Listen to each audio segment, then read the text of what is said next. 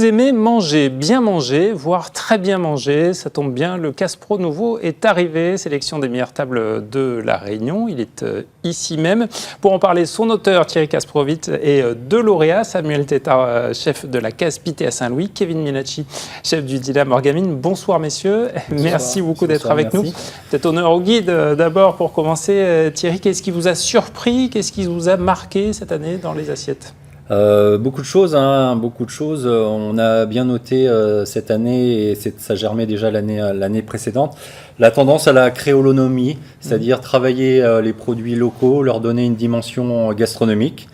Et on l'a vu avec ces jeunes chefs réunionnais qui reviennent au terroir et qui permettent justement de proposer des assiettes de qualité avec des produits locaux qui appartiennent souvent au registre de la cuisine traditionnelle réunionnaise. Parmi lesquels vous parlez de jeunes chefs, Kevin Minacci, c'est la transition parfaite. L'an dernier, vous étiez espoir de l'année, espoir confirmé avec une deuxième vanille. Oui, sentiment de fierté, j'imagine, du travail accompli. Pour moi, c'est une fierté parce que à cause du guide, j'ai grandi. Aujourd'hui, j'ai eu 2 gousses de vanille. Et j'espère, dans le futur, avoir quand même 3 gousses. Voilà. Et après, le guide aussi nous apporte quand même notre satisfaction du travail. Parce qu'on fait un métier quand même assez très dur. On donne beaucoup dans ce métier. Et aujourd'hui, le guide, il permet à nous aussi de dire, certes on a bien travaillé, certes on donne beaucoup dans ce métier, et on est récompensé aujourd'hui. Samuel Tétart, vous êtes chef de la Case Pité à la Rivière-Saint-Louis, chef de l'année du guide Caspro. Votre idée, quand vous avez ouvert il y a 10 ans, si je ne dis pas de bêtises, c'est qu'une cuisine gastronomique et accessible, c'était possible. Ça ne semble pas forcément compatible, sur le papier, les deux termes. Mais le pari, c'était ça. C'est vraiment de faire une cuisine gastronomique, mais qui soit accessible à tous. C'est-à-dire que je partais du principe de ce postulat que tout le monde était en mesure de pouvoir venir manger à la Case Pité et de profiter de très beaux produits, d'une vraie cuisine, d'un vrai service, d'un vrai cadre, avec tout ce que la gastronomie, avec un grand G majuscule, peut comporter. Et par contre, tout en restant vraiment abordable. Donc, force est de constater que 10 ans après, le pari est vraiment réussi. Donc, oui. Thierry, justement, c'est quoi les critères? C'est pas que le côté gastronomique, on imagine? Alors moi, je distingue les adresses avec différentes distinctions. La distinction majeure reste quand même la qualité de l'assiette par rapport au travail qui est réalisé, au sourcing des produits, à la liaison, au niveau des cuissons. Également la carte des vins qui est très importante aussi sur une adresse. Et bien sûr le service et l'accueil, l'harmonie, l'ambiance générale d'une table. Est-ce que vous repérez, quand l'équipe de Thierry Kasprowicz est dans la salle, ou alors c'est vraiment totalement anonyme? Est-ce que vous arrivez, maintenant ça fait quelques années, 4 ans que le guide existe, vous arrivez à démasquer un petit peu les enquêteurs ou pas? Après, on ne peut pas dire que, parce que fin de compte, quand tout le monde il vient manger, on doit quand même garder cette qualité de cuisine. Tu vois, on doit respecter tous les clients, parce que si on dit le guide est là, on doit faire attention, et les autres clients, on dit c'est pas grave, les autres clients, non, on doit arrêter quand même sur une ligne, sur une durée. C'est pour ça, même si le guide est là, on sait que même le guide est là, même si on ne sait pas qu'il est là, on doit quand même rester sur une qualité, quand même, tous les clients qui viennent manger doivent être contents. Samuel, vous confirmez, il importe d'être constant? Oui, en fait, la priorité, moi je pense, pour un restaurant gastronomique, mais même pour tout type de restaurant, c'est la constance. Et donc de ne pas avoir de cuisine à 2 vitesses. Alors c'est vrai que si Thierry est là, Thierry on va le reconnaître, il a du mal à passer inaperçu, mais il ne va pas forcément s'annoncer, donc il peut aussi arriver à l'improviste. Mais ce n'est pas pour ça qu'effectivement on va faire plus qu'on ne ferait normalement. C'est-à-dire qu'on va peut-être faire un peu plus attention, évidemment, mais en tout cas le menu doit être le même pour tous, et la qualité doit être le même pour tous, quel qu'il soit. Après, je sais qu'il y a d'autres personnes qui viennent de manière très anonyme, et puis là, on ne sait pas du tout qui c'est, et puis tant mieux d'ailleurs, parce que c'est ce qui permet aussi d'apporter la crédibilité au guide. Thierry, est-ce qu'il y a des tables nulles à La Réunion? J'imagine qu'elles ne seront pas dans le guide. Mais oui, il y a des tables. Qu'est-ce qui en généralement, les tables médiocres, on va dire, ne durent pas très longtemps. Ouais. Donc, elles passent, c'est des étoiles filantes. Et dans mes critères aussi de sélection, pour moi c'est important qu'une adresse s'installe.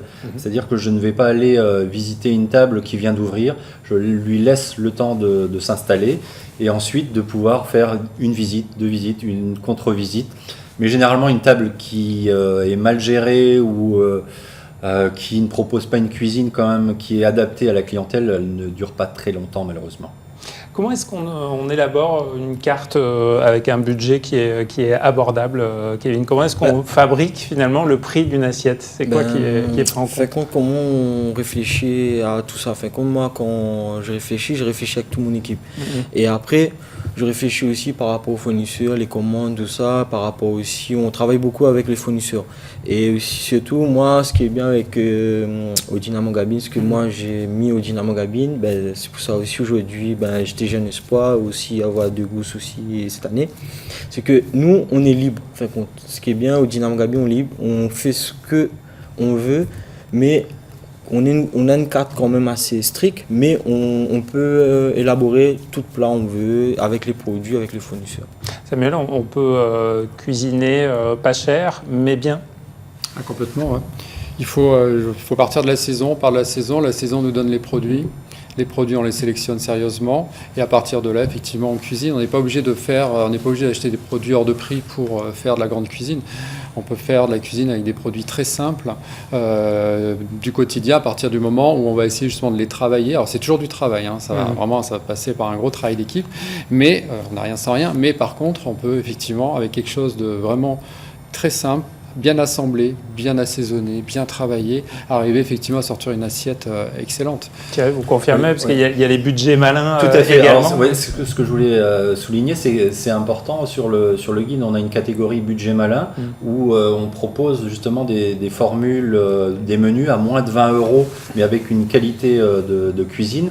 Également des plats à moins de 11 €. Ça fait, sur 152 adresses du guide, il y a un tiers de budget malin. Donc, on peut se faire plaisir et en fait pour le prix d'un guide on a quasiment le prix d'un repas et d'un mauvais repas. Ça évite de faire un mauvais repas quoi. Donc c'est aussi un investissement. Pour finir, Kevin, Samuel, vous parliez des saisons tout à l'heure, c'est l'incontournable en ce moment. Comment est-ce qu'on se fait plaisir dans quelques jours pour Noël, Kevin? Un conseil, une idée comme ça, un produit peut-être à développer Après, pour les produits qu'on fait plaisir, les produits des fêtes, c'est foie gras, les huîtres et tout ça, mais nous, ça c'est vrai, c'est plus foie gras, tout ça en métropole. Mais après, à La Réunion, on a tellement des bons produits aussi, Café Bon Pointu, la Caille des Avirons, même La Réunion aussi fait du chapon pays.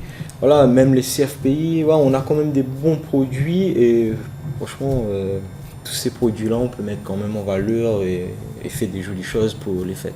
Samuel, pour finir, vous parlez des saisons en ce moment, par exemple. J'ai quelque chose qui me vient à l'idée, ça va être Noël bientôt, là, donc c'est vrai qu'on va bientôt être sur le Noël. Et là, cette année, moi, j'ai un producteur au MAC qui fait des dindes.